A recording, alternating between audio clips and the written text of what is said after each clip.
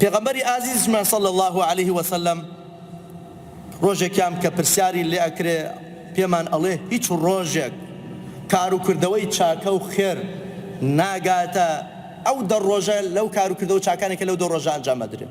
ئێمە لە مانگی ڕەمەزان دە شەوی پیرۆزمان هەیە، بەڵێ لە مانگی حاجیانیش دە شەو و ڕۆژی پیرۆزمان هەیە کە کردەوەکان بەڵێ تایبەتمەندی خۆیان هەیە و فەزل و ئەجر و پاداشیان زیاترە. دیارە پرسیاران لە پێغەمبەری خوا کرد صلی الله عليه وسلم، ئایا هیچ ڕۆژێک نییە کە کردەوەی چاکەی تێدا خۆشەویستر بێ بەلای خوای پەروەردگار وەکو ئەو دە ڕۆژە؟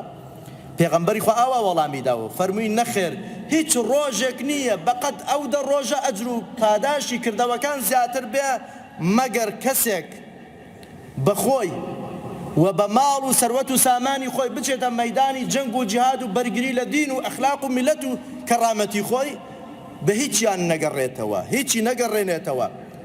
حتا فەرمووی وەلە الجیهاد فی سەبیل الله، تێکۆشان کە چەندە جیهاد لە ڕێی خوا چەند ئەجر و پاداشێکی گەورەیە، فەرمی هەتا جیهادیش لە عەمەل و کردەوەی چاکی ئەو دە ڕۆژانە گەورەتر نییە مەگەر کەسێک بچێ بۆ جیهادەکە بەڵام هەم خۆی نەگەڕێتەوە هەم ماڵی هیچی نەگەڕێتەوە، هەمووی لە پێناوی خوا دابنێ.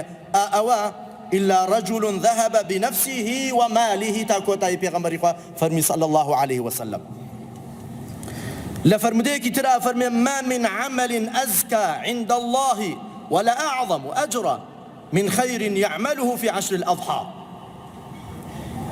أفرمي هيج كردوية باكترو باشتر نية أجر باداشي مزنتر نية لا إخوة جل جلاله لكارو خيرو شاكيك نبه كلو دروجة أنجام أدري لدروجة كي قربانية تناند. أفرمي أفضل أيام الدنيا العشر.